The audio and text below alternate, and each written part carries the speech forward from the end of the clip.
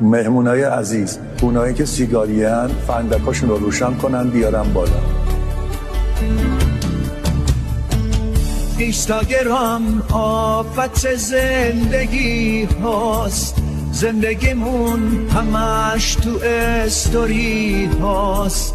باش جدید میخوای که یاد بگیری، تمومشون تو کامنتای اینستاست.